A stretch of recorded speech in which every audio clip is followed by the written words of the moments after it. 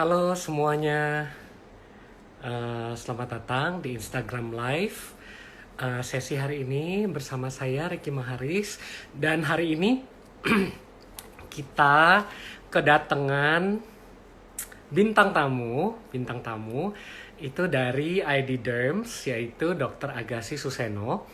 Dan Dr. Agassi Suseno ini merupakan dermatologist yang nanti akan join kita di sesi tanya jawab dan sesi diskusi tentang antioksidan di kulit. Oke, kalau misalnya semuanya sudah siap, kita akan invite Dr. Agassi Suseno dari ID Derms, dan kita bisa diskusi dan kita bisa tanya jawab sekalian. Nanti untuk diskusi kali ini kita akan berdiskusi sekitar 45 menit. Lalu kalian bisa tanya jawab nantinya di 15 menit terakhir atau di 20 menit terakhir. Nanti boleh taruh questions kalian di bawah dan nanti akan dijawab oleh Dr. Agassi. Halo semuanya. Minum OBH dulu. Halo semuanya. Oke, kita tadi udah ada ID Derms. Kita invite langsung ya. Kita akan ngobrol-ngobrol lebih jauh mengenai antioksidan. Oke.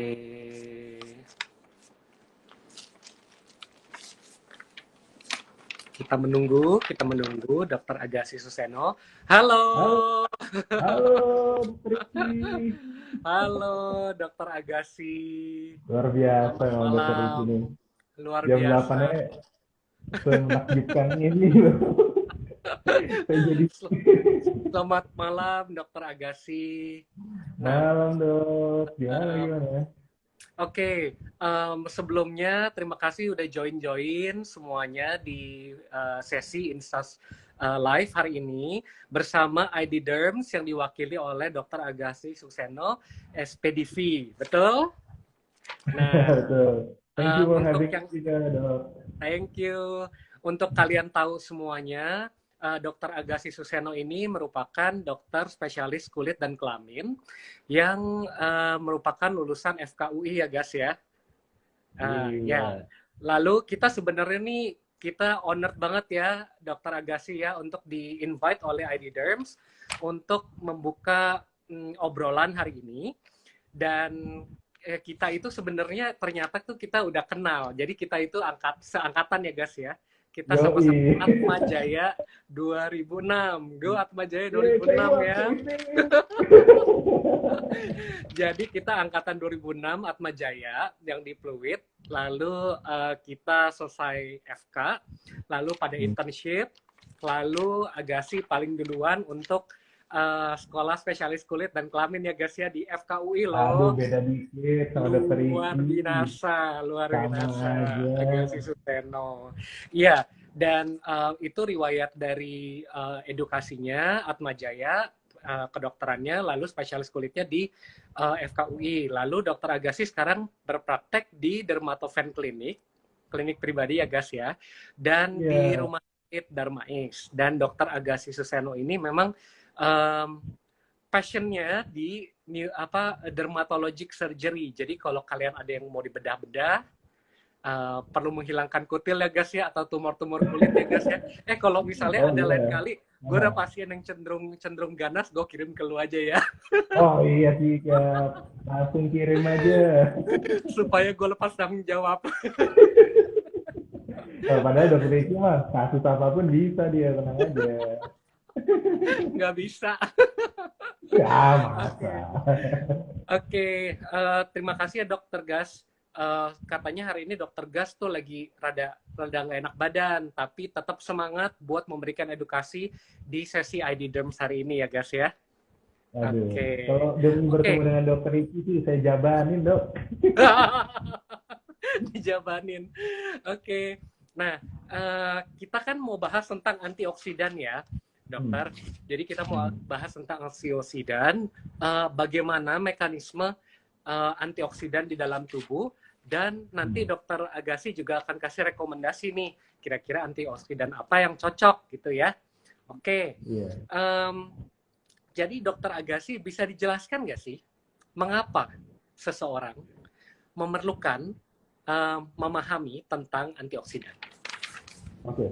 Ya, jadi gini dok, sebenarnya sih mungkin kalau buat sobat-sobat IDDM yang episode 32 lalu pernah ngikutin juga, sebenarnya sudah sempat dibahas sedikit mengenai antioksidan itu apa. Sebenarnya sih pentingnya antioksidan itu adalah dengan kita harus memahami dulu proses penuaan. Kita mesti pahami juga kalau misalnya proses penuaan itu kan banyak nih yang terjadi nih. Mungkin Dr. Riki, saya boleh ini nggak nitip tampilin gambar satu.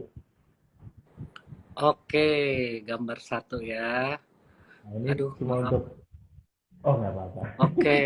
Nah, nih, jadi di gambar satu ini kita pakai app, fake app sih sebenarnya. Cuma dari sini aja kita bisa nilai kan kalau sebenarnya proses penuaan itu tuh banyak banget yang terjadi. Antaranya adalah timbulnya kerutan-kerutan. Nah, kerutan itu kan timbul karena ada massa otot yang berkurang, massa lemak yang berkurang, elastisitas kulit yang berkurang. Maksudnya elastis itu tuh kalau misalnya kita tarik kulitnya, dia mestinya akan kembali ke bentuk semula, bukannya dia jadi lebih panjang ya kalau misalnya kayak gitu, itu bukan elastis sebenarnya.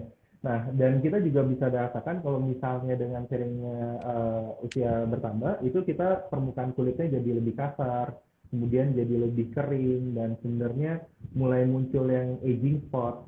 Nah, hal-hal itu sebenarnya adalah suatu proses yang disebabkan karena dua hal jadi sebenarnya. Jadi proses penuaan itu dipengaruhi oleh dua. Yang pertama adalah proses intrinsik atau yang dikenal dengan proses dari tubuhnya sendiri, itu disebabkan karena adanya genetika kita yang memproses kalau misalnya kita sering bertambahnya usia, kita akan mengalami penurunan fungsi, mulai penurunan fungsi pembelahan sel, penurunan fungsi untuk menciptakan pelembab natural di kulit, dan lain-lain. Nah, jadi bisa dibilang kalau yang proses intrinsik ini adalah suatu proses yang inevitable, jadi memang tidak bisa dihindari dan memang kita bisa kerjakan ya kita terima aja.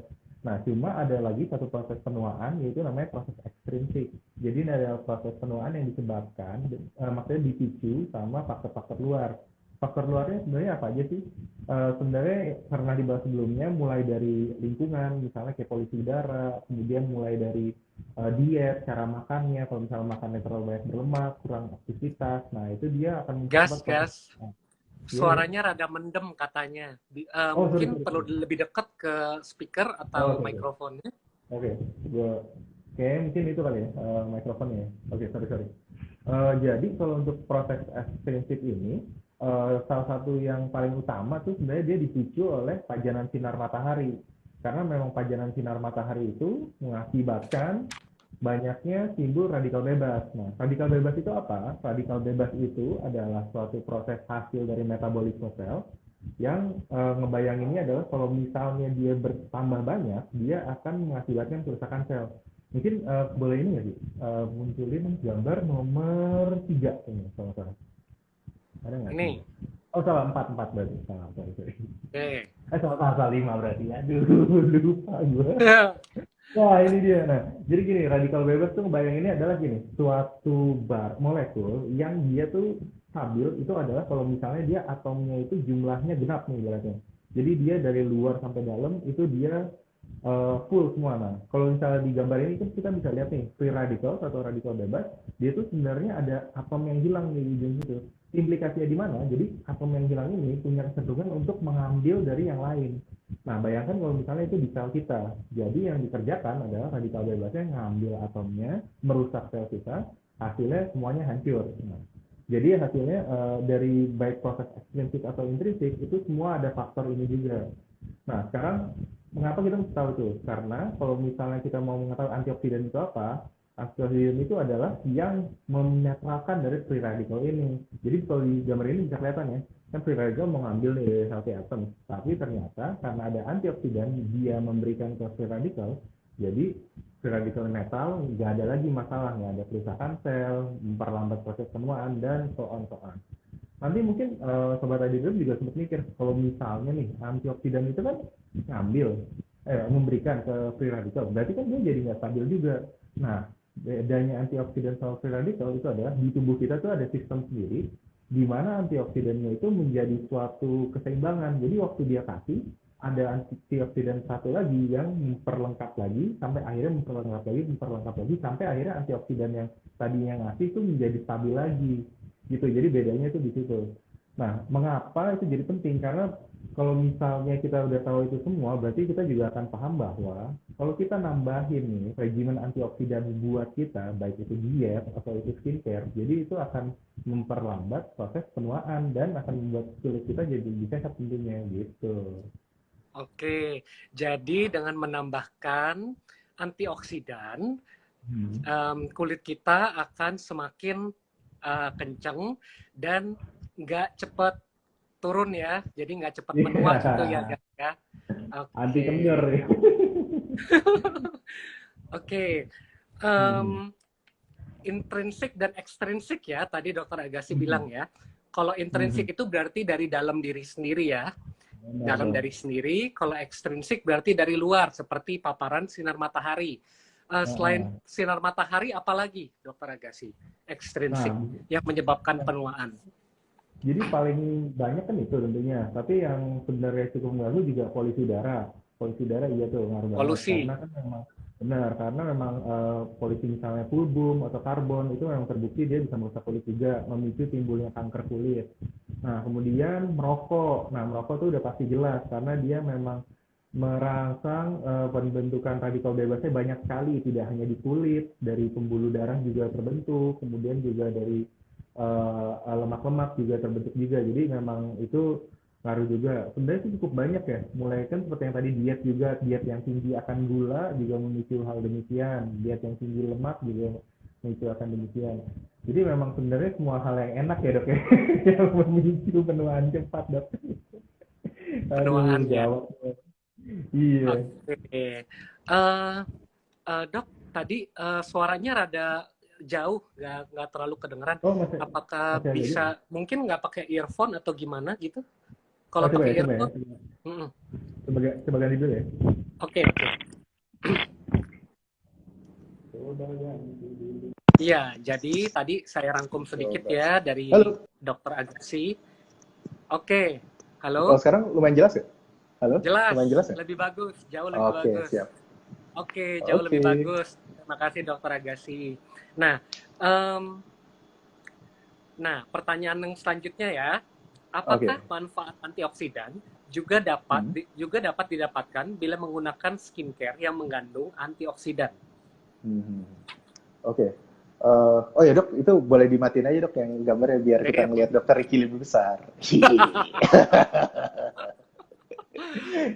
Ya, jadi Oke. sebenarnya pertanyaannya bagus juga sih, karena kan mengingat kayaknya kalau misalnya kita pikir-pikir kan antioksidan adanya di sayuran, kemudian di buah-buahan yang berwarna. Nah, kalau misalnya kita tempelin di kulit ada gunanya atau enggak sih, ya kan? Iya, Sebenarnya sih gini, memang antioksidan itu kan sebenarnya ada cadangan tuh di mana-mana, baik di kulit atau di usus atau di sel-sel lain, dia tuh punya cadangannya lah gitu ibaratnya. Nah, kalau misalnya kita makan kandungan makanan-makanan yang mengandung kayak akan antioksidan atau suplementasi, tentunya itu akan menambah cadangan di mana-mana juga. Cuma kita mesti pahami juga kalau misalnya kita makan nih, jadi kan ada proses pencernaan dulu. Jadi enzim-enzim di dalam tubuh kita mengurai dulu, kemudian diserap dulu sebelumnya, kemudian setelah diserap baru diedarkan. Nah, itu kan ada proses-proses penguraian yang akhirnya mengurangi kadar dari antioksidannya. Jadi kalau misalnya pada kasus-kasus di mana nih kulit kita kayaknya ada beberapa bagian khusus yang membutuhkan antioksidan tambahan gitu. Nah, alangkah baiknya kalau misalnya kita juga memberikan antioksidan yang memang dioleskan langsung. Nah, tapi itu jangan catatan. Jadi maksudnya nggak semudah itu antioksidan nih kayak misalnya orang mikir, oh saya kalau gitu saya blender aja nih anggur terus saya tempelin di mukanya jadi supaya banyak kayak antioksidannya. Nah, itu nggak bisa karena memang antioksidan itu adalah suatu komponen yang unstable. Jadi dia tidak semudah itu untuk bisa di-deliver melalui krim atau serum atau apapun. Jadi semua penelitian yang sudah dilakukan sekarang sama yang akhirnya sekarang sudah beredar di pasar itu juga berdasarkan beberapa studi yang akhirnya mendapatkan oh ini memang bisa deliver si antioksidan ini hanya melalui cara ini gitu. Jadi memang kita nggak boleh ngasal juga yang kayak oh papaya dipeterin aja di tangan. Nah itu pasti akan antioksidannya tinggi juga, nggak juga gitu. oke. Jadi Ya, seperti harapannya kayak adalah, mungkin kayak lemon gitu ya. Orang pikir, nah ya, oh lemon itu banyak vitamin C, banyak antioksidan, lalu ditempelin di mm-mm. muka gitu ya. Itu Ah nggak boleh iya, ya, Dokter Agassi ya. iya. Atau enggak timun kan taruh di mata ya, itu memang nggak terbukti menambahkan dan memang tidak terbukti bermanfaat juga. Jadi sebenarnya yang kayak gitu-gitu sebaiknya kita malah langsung menggunakan yang ibaratnya sudah tersaturated, yang udah terkonsentrasi banget gitu di skincare yang udah beredar sekarang gitu dong. Oke, berarti karena dia antioksidan, antioksidan Hmm. itu kalau lewat dimakan, Hmm. misalnya buah-buahan, sayur-sayuran, itu membutuhkan proses yang rada lama ya, dan nggak Hmm, semuanya benar. bisa langsung ke kulit gitu ya. Jadinya Hmm. paling baik sebenarnya sesuatu yang kita tempelin di kulit gitu ya. Benar, benar dong. Benar. Oke, nah pembahasan yang selanjutnya nih menarik banget Hmm. nih, karena banyak banyak banget yang akan nanya. Jenis antioksidan apa saja sih yang bermanfaat untuk menjaga kesehatan kulit? Nah, kalau dari Aduh. Dokter Agassi selama pengalaman berprakteknya dan lain-lainnya bagaimana? Antioksidan apa aja sih yang Aduh. Dokter Agassi rekomendasikan ke kita? Aduh, sebenarnya kalau masalah ini ya, teman-teman semua ya, ini saya yakin banget Dokter Riki lebih banyak pengalamannya. Nanti ya di apa namanya di IG live yang lain. Di IG live yang lain. Ya, jadi memang secara umum nih ada beberapa antioksidan yang memang sudah terbukti bermanfaat untuk diberikan secara oles. Jadi dalam pengobatannya topikal gitu lah. Nah, beberapa antioksidan ini memang mungkin jumlahnya juga udah lebih dari 20 bahkan sekarang. Soalnya memang kan penelitiannya itu selalu ada. Nah, mungkin saya akan membagi hanya beberapa saja. Nanti kalau misalnya ada teman-teman nanti ada pertanyaan lain, bisa ditanyakan juga di ini ya, kolom pertanyaan. Kalau saya sih yang pertama pastinya adalah vitamin C. Vitamin C itu memang udah umum banget ya dok ya. Vitamin C itu kan dia fungsinya selain dia memang berperan, salah gini, vitamin C itu memang aslinya ada di tubuh kita. Jadi dia memang ibaratnya antioksidan fisiologis. Nah, jumlahnya itu memang dia cukup banyak di kulit, apalagi dia bentuknya itu cair gitu istilahnya. Jadi kan di kulit itu ada komponen cair, ada komponen lemak gitu ibaratnya hidrofilik dan hidrofobik. Nah, dia tuh kayak yang hidrofilik ini. Nah, dengan tingkat yang cair ini jadi dia jumlahnya ada di semua dan biasanya sih dengan konsumsi minum saja atau melalui asupan yang cukup sih bisa aja dipenuhi. Cuma vitamin C itu ternyata punya manfaat lain. Dia bisa mencerahkan kulit karena dia bisa mencegah menghambat kerjanya enzim tirosinase yang fungsinya itu adalah untuk membuat kulit lebih gelap soalnya dia memproduksi zat warna kulit. Kemudian dia juga memperbaiki sawar kulit juga. Soalnya jadi dia bisa memproduksi yang namanya sphingomyelin. Nah, sphingomyelin ini adalah salah satu komponen dari sawar kulit. Jadi dia dengan adanya dioleskan langsung vitamin C-nya lebih merangsang lah gitu. Jadi untuk kasus-kasus yang misalnya dermatitis atopik yang orang-orang eksim, nah itu dia bagus nih diberikan preparat vitamin C. Nah kemudian dia juga ternyata melindungi dari pajaran sinar matahari. Sebenarnya sih maksudnya bukannya dia melindungi dengan SPF yang tinggi, tapi dengan kita mengoleskan vitamin C, kemudian kita mendapatkan pajanan sinar matahari, kemungkinan kita timbul merah itu biasanya lebih lama. Jadi dia bermanfaatnya di sana. Itu mungkin yang pertama ya. Oh ya, Oke, sebenarnya catatan juga. Oh ya, oh. jadi vitamin C itu perlu dipakai di pagi hari juga ya, Dok Oh Agas? benar, benar, benar, benar. Pagi dan Bahkan malam ya? benar banget. Karena Oke, kalau apalagi kalau tujuannya mau mencerahkan kulit ya dok ya. Jadi pakainya oke, lebih sering lebih baik.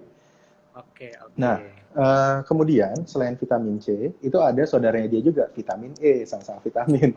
Nah, kalau Oke, tadi vitamin C itu banyaknya di yang bentuk cair, nah vitamin E ini justru banyaknya dia yang dibentuknya lipid, jadi dibentuknya lemak di kulit. banyak Dia ya. malah sebenarnya, benar. Nah, dia bahkan tuh sebenarnya lebih banyak sebagai komponen penyusun sawar kulit. Jadi makanya kalau misalnya pada kasus-kasus yang seperti eksim atau apa, nah sawar kulitnya terganggu, nah itu biasanya kalau misalnya kita berikan asupan vitamin E di bagian situ, ya dia akan lebih baik, lebih soothing, lebih cepat sembuh dan dianya jadi lebih baik lah gitu dalam proses menahan kelembabannya. Nah, vitamin E sama C ini saya bilang saudaraan karena sebenarnya dalam fisiologisnya vitamin C dan vitamin E ini saling melengkapi. Tadi kan saya sempat bahas juga nih kalau misalnya antioksidan begitu dia memberikan atomnya, mestinya kan dia jadi tidak stabil. Nah, vitamin E waktu dia memberikan atom ke radikal bebas, waktu dia jadi tidak stabil, dia ketemu sama vitamin C yang membuat dia jadi stabil lagi. Jadi sebenarnya kerjanya sinergis lah gitu istilahnya. Nah, oleh Oke. karena itu Yang jadi nggak stabil vitamin C apa vitamin E-nya, Dok Gas? vitamin kalau misalnya secara sebenarnya sih gini, dua-duanya tuh bisa sama-sama nggak stabil. Jadi misalnya vitamin C-nya bisa nggak stabil, nanti vitamin E yang netralin. Nah, begitu vitamin E yang tidak stabil, vitamin C-nya yang netralin. Gitu. Oh, Jadi oke, memang oke. antioksidan tuh kerjanya dia saling membacking lah gitu deh. Oke. Gitu. Jadi memang kalau aku pernah baca penelitian gitu ya, kalau Mhm, vitamin C itu kan dalam bentuk cairan, dia sebenarnya itu tidak stabil. Jadi dia benar. tuh cepat oksidasi jadi coklat. Tapi Hmm, dengan penambahannya vitamin E atau tocopherol, hmm. stabilitas vitamin C-nya itu menjadi lebih tinggi gitu ya. Jadi Benar, kalau benar dok, benar. seingat aku sih kayak gitu. Jadi C dan E itu komplementer ya. Kalau misalnya Benar. produk yang ada dua-duanya itu saling membantu satu sama lain gitu ya. Mm-mm. Jadi soalnya Oke. vitamin E juga meningkatkan efek pencerahan juga dok. Jadi makanya bagus banget untuk produk-produk yang mengandung vitamin E dan C bareng-bareng gitu. Oke. Apalagi Dokter Agassi. Oke, wah banyak juga nih ya pusing. Oke, yang selanjutnya selenium. Jadi kalau misalnya teman-teman pernah dengar selenium itu apa? Selenium itu sebenarnya adalah mikronutrien esensial. Jadi maksudnya dia adalah nutrien yang sebenarnya dia wajib kita makan, kita makan tiap hari. Kandungannya dia terdapat di ikan, kemudian dia terdapat di hati sapi, hati ayam, di sayuran-sayuran juga dia dapat. Kenapa dia esensial? Karena dia itu adalah salah satu bahan dasar untuk 25 enzim metabolisme normal kita. Nah, dengan dia menjadi bahan dasar ini, kalau misal kita kekurangan, jadinya tubuh kita tidak bisa memetabolisme dengan baik. Nah, ternyata selenium yang dioleskan ke kulit itu punya manfaat juga. Dia selain melindungi dari pajanan sinar matahari, jadi kalau misalnya dioleskan, dia kulit kita jadi tidak mudah merah. Yang kedua adalah dia ternyata merangsang pembentukan kolagen, jadi dia bisa mengatasi kerutan-kerutan halus. Nah, oleh karena itu dia bagus banget untuk regimen anti-aging gitu. Pakainya pagi apa malam, dokter? Nah, sebenarnya sih kalau Selenium. misalnya sejauh ini paling bagus sih pakainya tetap semuanya pagi sih dok. Tapi dengan catatan semua yang dipakai pagi itu harus dibalur dengan sunscreen. Soalnya kalau misalnya dia nggak dikasih sunscreen, dia pasti akan jadi unstable, kemudian jadi percuma lagi untuk kerusakan, apa namanya terjadi kerusakan penuaan juga gitu. Itu dia Oke, oke. sebenarnya. Mungkin Oke, kalau dokter Ricky ada pengalaman gitu dok kalau menggunakan selenium gitu. Pakainya bagusnya kapan? enggak. Itu Oh beneran belum. nanya karena nggak tahu. Oh, waduh. Ini dokter Ricky bisa aja nih. Apalagi dokter Agassi Oh selain iya. selenium, vitamin C, Oke. vitamin E. Nah, kemudian ada ubiquinone. Ubiquinone mungkin lebih dikenal sama masyarakat Q10 ya. Kan soalnya namanya lebih catchy Q10 ya. Q10 itu sebenarnya Oh, iya, iya, iya, ya iya, kan iya. ya. Si Q10 ini sebenarnya kan koenzim istilahnya. Koenzim itu jadi adalah komponen dari suatu enzim supaya dia bisa aktif lagi. Nah, Q10 ini letaknya itu adalah di mitokondria. Mungkin agak untuk mengingat-ingat pelajaran anak SMA ya, mitokondria itu adalah paru-parunya sel. Di Jadi dalam sel organel ya, sel. kecil banget ya. Benar, kecil banget. Nah, dengan Q10 itu adalah komponen dari mitokondria, jadi begitu kita kasih, kita menutrisi selnya, karena dia kan paru-parunya tuh ibaratnya. Jadi, dengan kita kasih itu juga, kalau sel kita nutrisi, dia akan merangsang pembelahan lebih lanjut. Jadi, dia akan menghambat penuaan dini juga. Nah, jadi bagus untuk yang skin aging. Oke, Gitu. ubiquinone ya, atau nama Ubiquinone. lazimnya Q10 ya. Q10, Oke, bener dong. Oke. apalagi dokter? Aduh, banyak nih. Ya udah kalau yang ini sih sebenarnya grup besar. Jadi mungkin kan teman-teman juga sempat ada yang asam ferulat, resveratrol, centel asiatica. Sebenarnya semua itu punya kesamaan yaitu itu semua adalah antioksidan yang berasal dari tumbuh-tumbuhan. Jadi kita bayanginnya gini nih, kan manusia tuh bisa bergerak. Jadi kalau misalnya kita panasan, kita bisa itu ya, langsung kita lari masuk ke dalam gedung gitu supaya kita nggak kepanasan, nggak kena sinar matahari. Tumbuh-tumbuhan kan nggak bisa, sedangkan dia butuh sinar matahari juga. Jadi dia sebenarnya punya kadar antioksidan yang sangat kuat, bahkan lebih kuat dari kita. Oleh karena itu, jadi banyak banget nih penelitian-penelitian yang meneliti kadar antioksidan pada tubuhan yang bisa dipakai ke kita. Nah, salah satunya nih adalah asam ferulat. Kalau misalnya bahasa Inggrisnya sih mungkin lebih gampang diingat, ferulic acid. Ferulic acid Kenapa? ya. Benar.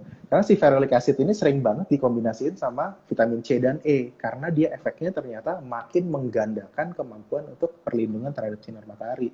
Jadi si asam ferulat ini, dia tuh bisa memperpanjang masa kita kena sinar matahari untuk tidak merah lagi gitu. Jadi makanya dia senang banget kalau misalnya dia paling sering tuh dikombinasikan antara dengan vitamin C dan E. Selain dia sebenarnya adalah suatu antioksidan yang sangat kuat. Nah, kemudian yang kedua, tadi saya sudah dibahas juga resveratrol. Nah, resveratrol ini adalah dia adalah polifenolik yang diproduksi tumbuh-tumbuhan. Biasanya dia untuk mengatasi misalnya infeksi bakteri atau infeksi jamur. Nah, si resveratrol ini dia tuh memiliki efek yang istilahnya gimana ya, anti akne, karena dia bisa mengurangi sekresi dari kelenjar minyak. Jadi kan akne maksudnya jerawat ya. Jerawat itu jadi kan disebabkan kadar minyak yang berlebih. Nah, dengan resveratrol ini katanya dia bisa ditekan produksinya. Kemudian resveratrol ini juga memiliki efek antibakteria, khususnya terhadap bakteri penyebab jerawat. Nah, jadi makanya bagus banget dipakai untuk regimen anti jerawat. Selain itu, si resveratrol ini juga mengurangi kemerahan pada kulit. Jadi dia bagus deh pokoknya untuk masalah-masalah seperti itu gitu. Oke, jadi resveratrol dia antioksidan dan dia anti kemerahan ya. Jadi Benar. kayak misalnya orang yang pipinya merah, mukanya merah, jerawatnya merah, ataupun yang rosacea ya, yang mukanya cenderung kemerahan itu pakai bahan-bahan yang kayak resveratrol itu bagus ya? Oh iya dok, bener. Jadi memang itu salah satu anjurannya bener. Ini dokter Riki ngetes saya nih, saya tahu banget. Bukan menekankan. Bener banget. Jadi kalau untuk yang kulitnya gampang merah ya dok ya, nah itu memang bahan-bahan yang kayak gini-gini yang mesti dicari. Tadi dokter Jen juga bilang resveratrol banyaknya di wine. Iya bener dok. Banyak di wine. Jadi resveratrol itu kalau nggak salah saya pernah baca itu dari biji anggur ataupun dari kulit anggur. Itu banyak ya isinya resveratrol itu. Itu juga waktu itu saya sempet kepengen banget nyari resveratrol di Indonesia. Tapi memang di Indonesia belum cukup banyak, mungkin di luar negeri lebih banyak. Tapi ini emang bagus banget sih ya buat antioksidan ya. Dan untungnya sekarang untuk skincare yang belum masuk ke Indonesia itu dapetinnya lumayan gampang juga ya dok. Maksudnya kan bisa pesen online gitu juga sekarang kan mempermudah semuanya ya. Jadi sebenarnya tidak membatasi kita gitu kan ya. Iya betul. Ya aduh agak gatel nih dok. terus ada apa lagi? Oke, nah kemudian yang terakhir adalah centella. Mungkin kita lebih mengenal sebagai Centella asiatica atau enggak pegagan. Nah, pegagan ini sebenarnya memang sudah terkenal banget penggunaannya, soalnya dia marak ada di mana-mana. Dia tuh sebenarnya selain antioksidan yang kuat, dia juga sebenarnya bisa mengurangi minyak, memiliki antibakteri juga, jadi bagus untuk akne. Dan ternyata dia melembabkan juga, dia anti anti kemerahan juga, dia juga mengencangkan kulit. Jadi memang si Centella ini sangat bermanfaat deh. Jadi memang itu salah satu antioksidan tumbuh-tumbuhan yang kayaknya kalau misalnya ini bisa nggak ya masuk ke regimen saya? Pasti jawaban bisa karena dia serba bisa semuanya dok. Oke, gitu. Centella asiatica ya. Pegagan katanya bisa buat lalapan katanya. Iya, itu dia. Tapi jangan dikasih cambul terus diituin. Mesti yang udah dalam bentuk krim atau serum atau apa gitu ya dok ya? Krim atau serum, iya. Jadi Centella asiatica itu kalau nama kerennya tuh Cica ya, karena sekarang banyak banget brand-brand yang ngeluarin dengan nama Cica apa gitu ya. Dan dia itu dari pegagan dan dia bisa mengurangi jerawat juga ya, mengurangi jerawat, regulasi kadar minyak dan juga antioksidan juga ya dokter. Oke. Nah, untuk vitamin C nih, Dokter Agassi, itu tadi saya sempat melihat dikit konsentrasi berapa sih dok yang biasanya bisa dipakai di kulit? Dan kalau misalnya sudah pakai di kulit, apakah masih perlu minum suplemen lagi?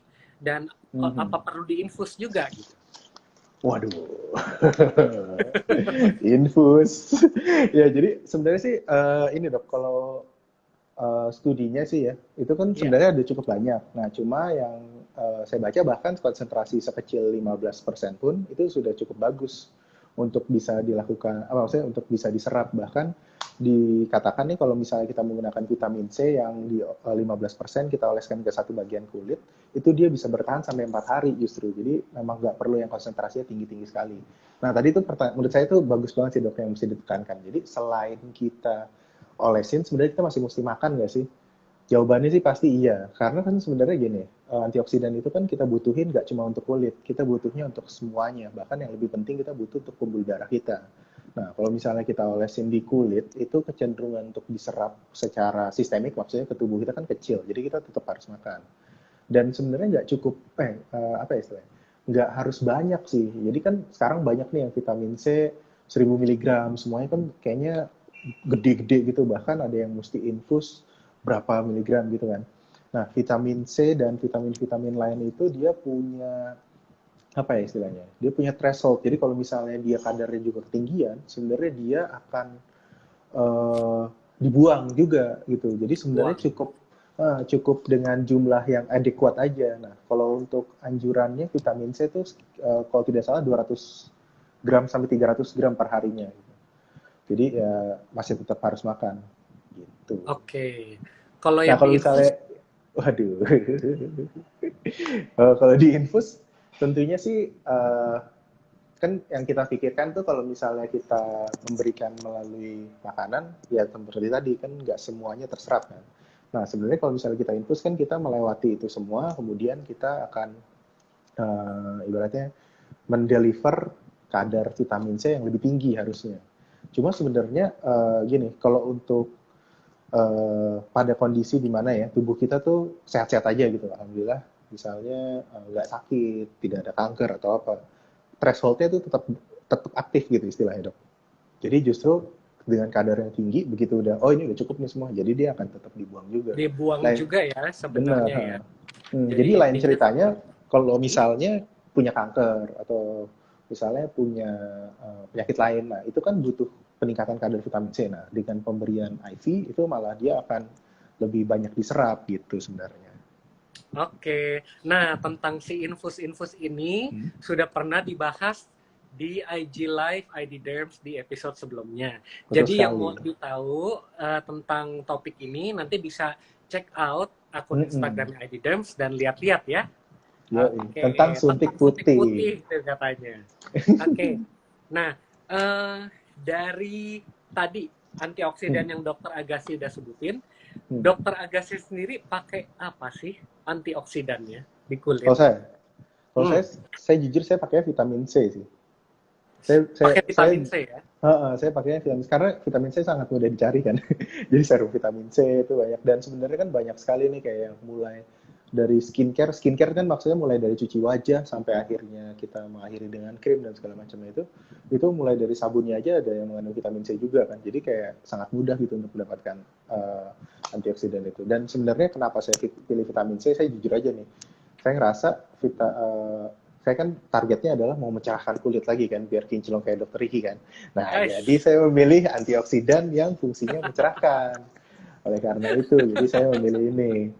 Cuma memang nah, kalau dipikir-pikir, berarti vitamin C saya bisa kombinasi dengan vitamin E nih. Jadi saya sekarang akan berburu skincare juga nih. Kira-kira apa ya yang vitamin E yang bisa saya tambahin nih, dok?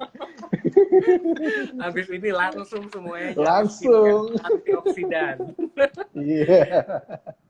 Oke. Yeah. Nah, Mhm. apakah ada tips dalam memilih antioksidan yang tepat untuk kita pakai setiap hari? Wah, oke. Kalau untuk tipsnya, sebenarnya sih saya kepikiran beberapa sih dok. Cuma yang paling penting sih kalau menurut saya itu pertama kita pilih kandungan skincare yang mengandung antioksidan yang sudah teruji kualitasnya. Jadi maksudnya gini nih. Jadi kan ada banyak banget nih yang kalau misalnya kita beli di pasar bebas gitu ya, di platform-platform itu, kayak oh ini ada antioksidan ini terbuat dari misalnya daun kemangi bikin lebih wangi dan segala macam gitu gitu kan. Cuma kan belum banyak studi mengenai itu. Nah, ada baiknya kita malah memilih antioksidan yang kita udah percaya dan kita udah tahu ada manfaatnya. Kayak yang tadi saya sebutin beberapa tuh vitamin C, vitamin E, kemudian selenium, itu kan semua ada buktinya secara klinis. Nah, langkah baiknya kalau kita memilih yang seperti itu saja. Jadi kayak Centella, itu kan udah banyak yang studi ya, lebih baik kita pilih-pilih itu aja. Itu yang pertama. Kemudian yang kedua adalah kita harus pilih antioksidan yang cocok sama kulit kita. Misalnya nih, kulit kita berminyak, Terus kita memang, oh saya mau ngilangin minyak nih kulit saya. Oh ya udah kalau gitu kita pilih aja yang misalnya Centella, resveratrol kalau misalnya dapet ya dok ya. Kemudian kalau misalnya kulitnya kering, oh saya mau lebih melembabkan, oh kalau gitu saya mau vitamin E gitu. Jadi kita cocok-cocokin. Memang sih kadang kan kita punya banyak mau nih ya dalam diri kita kayak, oh saya mau ini dan ini gitu, dan atau enggak malah kayak, aduh saya bingung sebaiknya saya pilih yang mana gitu. Nah jangan khawatir, hal-hal yang seperti ini adalah hal yang sangat umum dikonsultasikan ke dokter spesialis kulit Anda.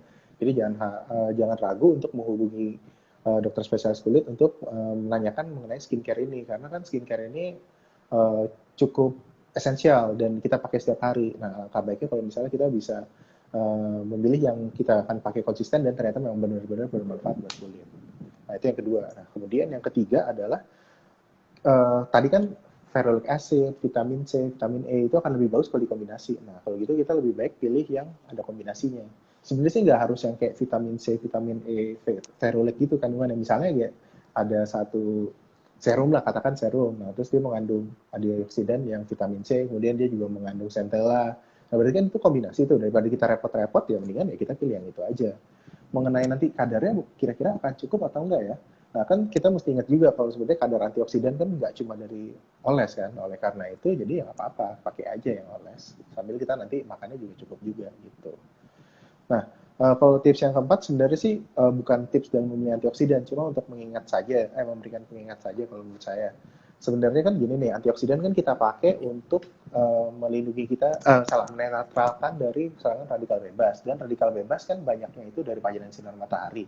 Jadi kalau misalnya kita pakai antioksidan pagi-pagi nih, kemudian kita nggak pakai sunscreen, ya berarti kan sayang. Soalnya kan nggak ada yang melindungi kita dari pajanan sinar matahari yang ujung-ujungnya mengakibatkan radikal bebas juga kan. Jadi jangan lupa setiap pakai antioksidan di pagi hari itu harus langsung ditiban pakai sunscreen juga. Dan memang itu nggak masalah kan ya dok ya, dengan sunscreen yang zaman sekarang kan banyak yang bisa untuk sensitif skin Antioksidan dan dulu atau sunscreen dulu dong? oh, antioksidan dulu bagusnya, antioksidan dulu baru sunscreen gitu. Kalau menurut dokter Riki gimana baiknya dok? Kalau pengalaman dokter kayaknya kasihkan antioksidan dulu ya dok, iya nggak sih? Apa mendingan Ya, sunscreen dulu ya? biasanya pakai antioksidan dulu, habis itu baru Mhm. ditutup sunscreen ya, supaya Mhm. antioksidannya itu juga nggak teroksidasi dan dia bisa bekerja Mhm. maksimal di dalam kulit ya. Nah, iya, setuju Nggak banget. boleh. Gue yang nanya. Aduh, padahal tadi udah berhasil. Oke. Lalu Oke. apalagi? Oke, nah ini yang terakhir sih menurut saya. Sebenarnya udah pernah dibahas, saya sebutkan juga dari tadi. Jangan lupa pokoknya selain kita pilih antioksidan yang cocok sama kita, jangan lupa kita untuk tetap makan antioksidannya juga. Jadi kita mesti makan buah-buahan, makan sayur-sayuran yang berwarna, kemudian juga daging yang cukup, protein yang cukup. Soalnya angka baiknya kalau misalnya selain kita juga dapat asupan dari luar, asupan dari dalamnya juga cukup juga. Jadi cadangannya benar-benar oke banget lah gitu istilahnya. Oke. Nah, Gitu. Dokter Agassi mungkin untuk yang baru nonton dan yang awam banget gitu ya, belum pernah pakai skincare, untuk pakai sunscreen itu apakah setiap hari di dalam ruangan juga perlu pakai atau gimana, Dok? Oh, oke. Wah, ini pertanyaannya sebenarnya agak jebakan nih saya tahu. Jadi sebenarnya sih benar, kita harus jadi pertimbangan kita karena sebenarnya kan gini nih. Pertama, sinar matahari itu dia kompleks. Jadi dia terdiri dari banyak sinar.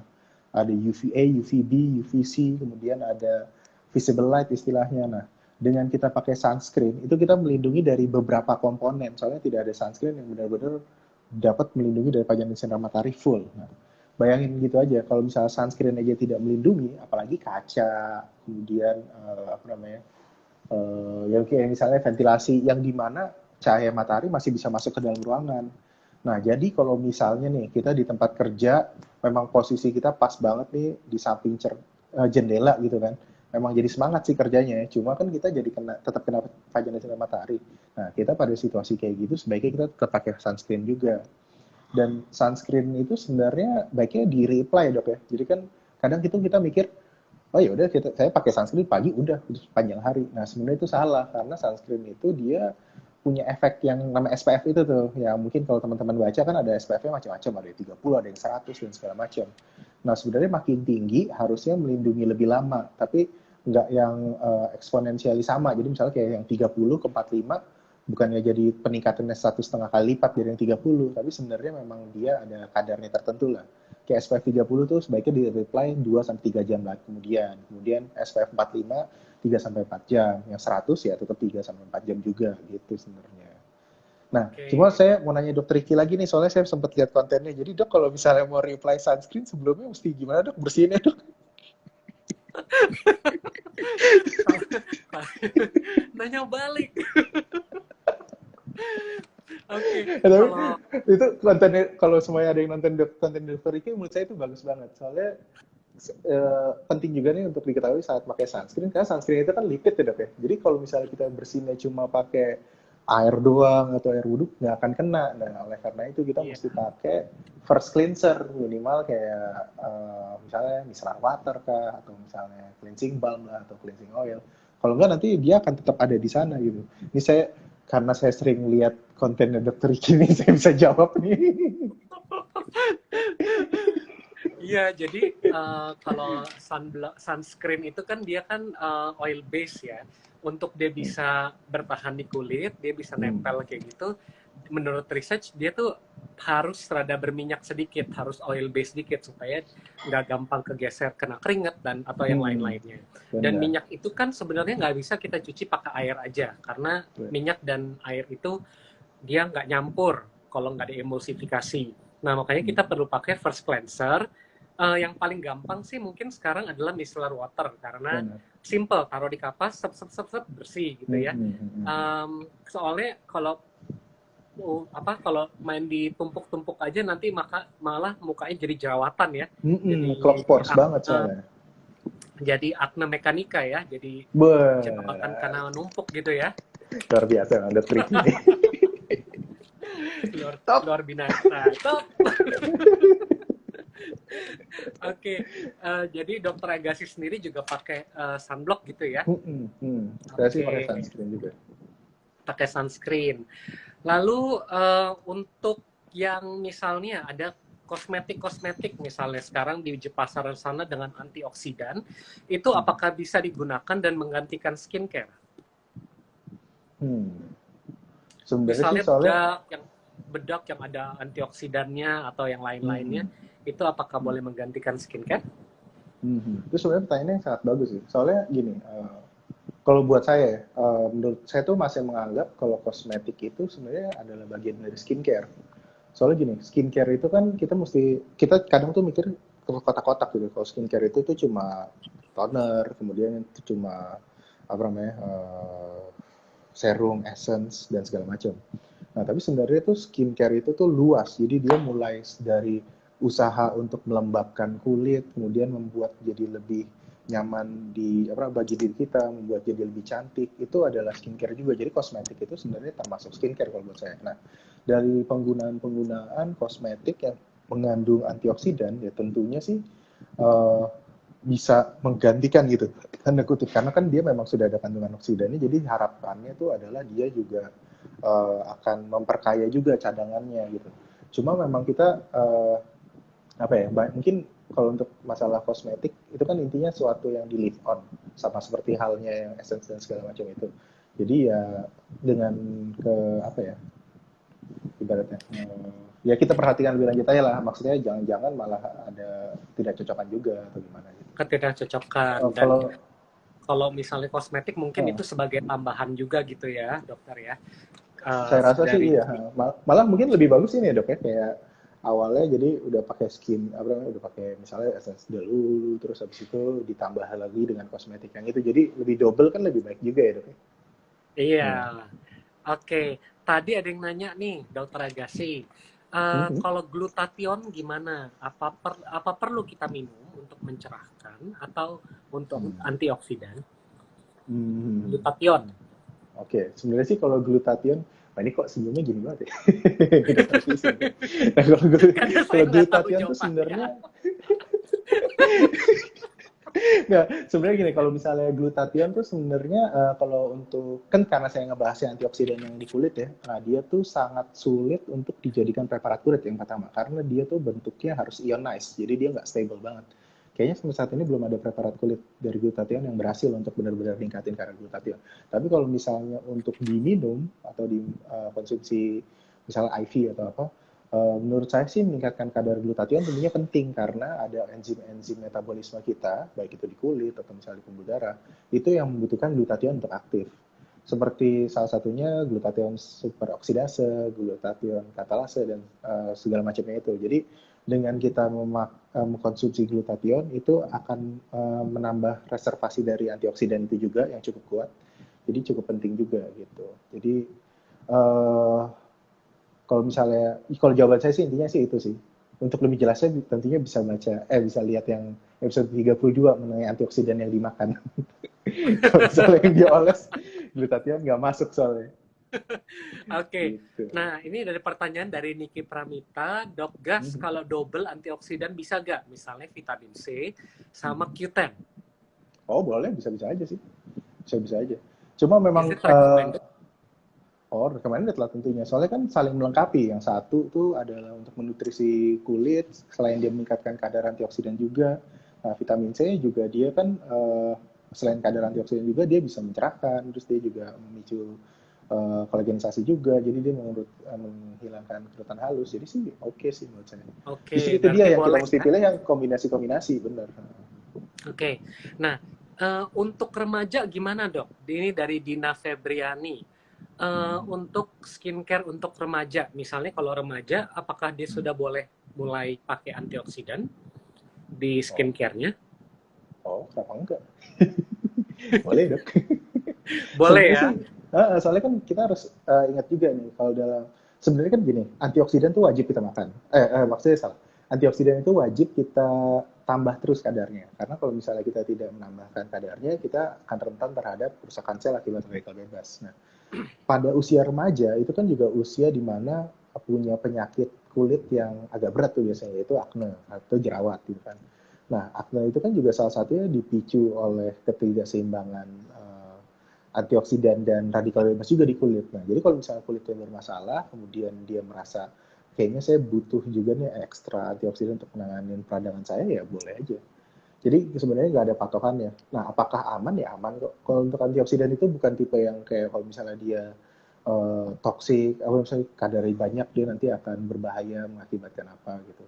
Justru sebenarnya kalau misalnya dioleskan ke kulit itu dia lebih aman dibandingkan kalau kita makan tentunya. Soalnya kan kalau dimakan kadarnya apa namanya bisa penyerapannya kan juga lebih sistemik lah istilahnya gitu.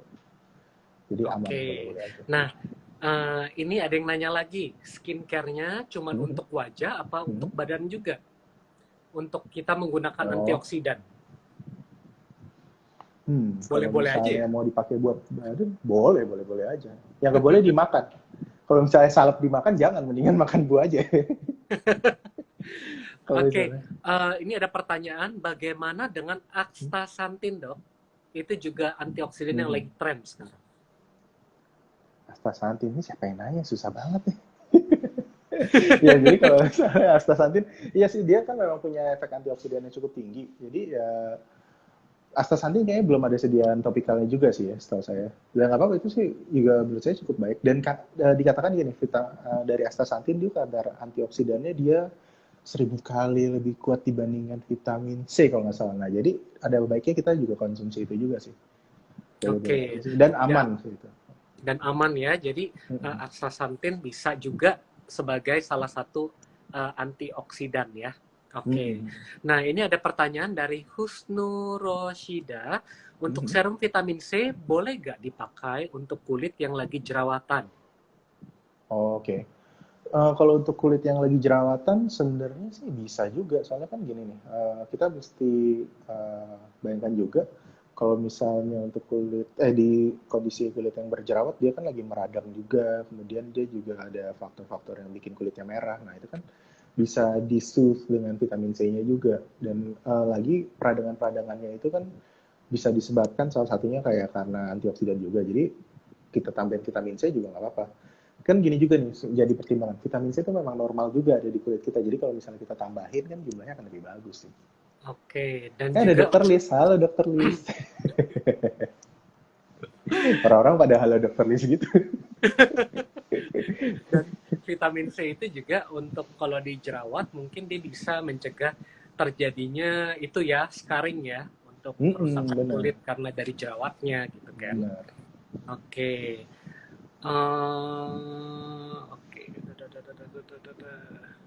Oke, ditanya nih untuk Hanali, vitamin C dan retinol atau retinoic acid apakah boleh dipakai bersamaan? Dipakai bersamaan. Oh ini maksudnya berarti vitamin C ini dipakai malam kali ya? Vitamin C dan retinol, apakah boleh dipakai bersamaan? Oh ya nggak apa-apa sih, boleh-boleh aja. Nggak Sebenarnya apa-apa kan ya. yang paling penting tuh adalah gini, retinol tuh sebenarnya tuh punya efek antioksidan juga. Jadi sebenarnya bagus juga untuk dipakai. Ya kan? Cuma memang pakainya sebaiknya untuk retinol atau retinoic acid atau derivat vitamin A mungkin baiknya malam ya. Karena kan kalau misalnya pagi dia suka bikin fotosensitif. Jadi kalau misalnya dipakai di serum malam itu boleh-boleh aja sih. Oke, jadi kalau vitamin C dipakainya pagi dan malam, kalau Benar, kalau untuk retinolnya itu malamnya aja. Karena benar. retinol juga punya antioksidan gitu ya, Gas ya. Jadi retinol itu punya antioksidan dan dia juga turunan vitamin A kan ya. Benar retinolnya. Gue keceplosan dulu panggil Iya. Gas. Oke, nah Emang udah mau 1 jam ya? iya, Oh beneran? Gue nggak lihat jam. belum, masih Oh 3 menit. iya loh, Tenang 1 jam aja. lagi loh. Oke. Oke, Dr. Stanley nanya kemungkinan terjadinya prooksidan setelah penggunaan antioksidan itu bisa nggak sih dok? Kira-kira tanda prooksidan itu bagaimana? Wah, itu pertanyaan yang sangat sulit ya, Dokter Stanley. Pertanyaannya rumit. Ya, jadi memang ada istilahnya tuh kalau misalnya kita menggunakan antioksidan terlalu banyak, jadi ada yang timbul proksidan itu kan. Eh, jadi proksidan itu malah dia bertindak seperti radikal bebas. Nah, pada beberapa kasus nih yang saya tahu ya, itu kalau misalnya penggunaan vitamin E dosis tinggi or sistemik, nah itu dia bisa memicu yang fenomena itu. Cuma kalau misalnya untuk topikal, kayaknya saya belum pernah baca sih. Kayaknya aman soalnya kan pertama gini, memang kenyataannya walaupun akan lebih bagus kalau kita menggunakan antioksidan secara oles, tapi yang diserap pun juga nggak terlalu banyak sih sebenarnya. Jadi kita nggak perlu khawatir kalau dia akan overload. Nah, kemudian kalau misalnya overload pun, itu kan dia apa ya? Misal kita kebanyakan gitu, bisa kecenderungan untuk dia jadi unstable kan juga tinggi. Jadi mestinya sih nggak akan masalah gitu. Jadi kalau misalnya tanda-tandanya di kulit sih saya rasa eh, kalau misalnya dari preparat topikal kayaknya nggak ada ya. Yang paling sering sih timbulnya malah eksim-eksim aja, kontak gitu misalnya nggak cocok aja gitu. Maximex kontak. Hmm. Oke, nah ini Dokter Agassi, apakah ada take home message yang bisa diberikan kepada para penonton? Key points yang bisa diingat oleh mereka? Jadinya mungkin seperti skin aging itu disebabkan oleh stres oksidatif gitu ya, Dokter Oh Agassi iya, ya. Benerin ya luar kalau biasa. saya salah ya. Oke, skin aging itu karena stres oksidatif yang disebabkan oleh radikal bebas, yang disebabkan oleh faktor intrinsik ataupun ekstrinsik karena dari polusi dan dari merokok gitu ya. Lalu penggunaan skincare itu juga bermanfaat selain dia dari kita yang dapat dari diminum ataupun di makanan. Jadi skincare itu juga bermanfaat untuk kita mendapat antioksidannya. Iya. Untuk jenis-jenisnya tadi Dokter Agassi ada apa aja? Sebenarnya sih untuk jenis-jenisnya yang umum tadi disebutkan tuh ada vitamin C, bisa vitamin E, selenium, ubiquinon, kemudian antioksidan di tumbuh-tumbuhan, kemudian bisa juga dari yang kacang-kacangan atau teh. Jadi sebenarnya banyak banget antioksidan yang kita bisa pilih supaya membuat kulit kita lebih sehat lagi gitu. Oke. Dan kalau kombinasi dari antioksidan itu bermanfaat ya. Benar. kombinasi satu dan lain yang akan Hmm, bekerja sinergis. Nah, pertanyaan benar. terakhir nih, Dokter Agassi. Oke. Kita tahu antioksidan ini cocok sama kita atau Hmm, nggak cocok sama kita, itu gimana, Dok? oke. Sebenarnya sih kan kalau untuk istilah cocok atau enggak itu juga sebenarnya agak subjektif nih. Soalnya kadang-kadang nih ada suatu zat, salah, suatu obat oles itu kan dia tergantung dari istilahnya vehikulumnya. Jadi dia jenisnya apa nih? Kadang sebenarnya kita nggak ada masalah sih sama antioksidannya, tapi terhadap vehikulumnya misalnya kayak esensnya atau misalnya terhadap serumnya itu tuh ternyata kita alergi. Nah, oleh karena itu jadi kita mesti pertimbangkan itu juga. Kalau misalnya nih ada satu, ya nggak usah sebut merek lah ya. Jadi intinya kalau misalnya ada satu serum yang mengandung vitamin C, merek yang ini, terus kita coba, oh kita nggak cocok nih. Terus kita coba pakai yang serum merek lain vitamin C juga, ternyata kita cocok, oh berarti ya kita bisa-bisa aja. Karena Hmm. harusnya tuh harusnya tuh antioksidan nggak ada yang nggak cocok. Semuanya ada normal di kita juga. Jadi mungkin yang Oke. nggak cocok tuh adalah vehikulumnya gitu. Vehikulumnya ya. Jadi misalnya Mm-mm. apakah ada rasa gatel atau merah ataupun Mm-mm. jadi jerawatan, itu semuanya Benar. basically cocok-cocokan ya, Dokter ya. Benar, benar, benar. Dan Oke. memang kalau untuk jerawat tuh semua barang yang leave on, jadi kayak krim atau misalnya serum atau apa, itu kan pasti akan nutupin pores juga kan. Jadi ya pastinya akan ada kecenderungan untuk timbul jerawat. Tinggal kita Oke. cocok atau enggak aja sama kurikulum Oke. gitu. Jadi intinya apapun yang ditempel di muka bisa bikin jerawat juga ya, asal kita Mm, cocok-cocokan aja ya sama itu apa benar. enggak gitu ya. Iya. Oke. Oke, oke, pertanyaan tadi merangkum dari sesi IG Live hari ini. Em, Semoga bermanfaat untuk kalian semua, bagi yang nonton. Dan thank you banget Dokter Agassi, tim ID Derms yang sudah mempersiapkan untuk kita bisa live hari ini dan sharing dan akhirnya bisa ngobrol-ngobrol dan tanya jawab ya, Dok.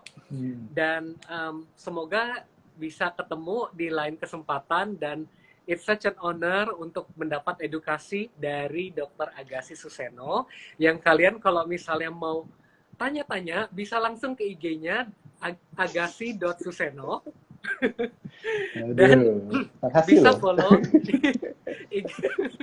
IG-nya ID Dreams di mana kalian Bener. bisa kenal lebih banyak tentang topik-topik Hmm. kulit dan kelamin. Dan kalau kamu mau tanya-tanya lebih lengkap, kalian boleh cari dokter spesialis kulit di daerah kalian masing-masing Bener. melalui www.perdoski.id ya. Bener. Oke, Hmm. nanti Di kalau mau situ cari nanti dokter kalau Agassi misalnya juga gitu. Ke pokoknya cari perdoski.id Agassi Suseno gitu. Ketemu deh nanti langsung. cara nyari saya gampang. Pokoknya kalau buka IG-nya Dokter Ricky, nah terus cari follower, nah salah satunya saya. Ketika namanya Aga sih. Oh dia. Oh, ya. Oke, terima kasih semuanya. Tuh, thank Terima you kasih banget Dokter ya Dokter Agassi. Terima Ricky. kasih Thanks for ID having me. Derms. Terima kasih semuanya. Sampai Terima ketemu. kasih ID Derms. Bye-bye. Bye. Bye.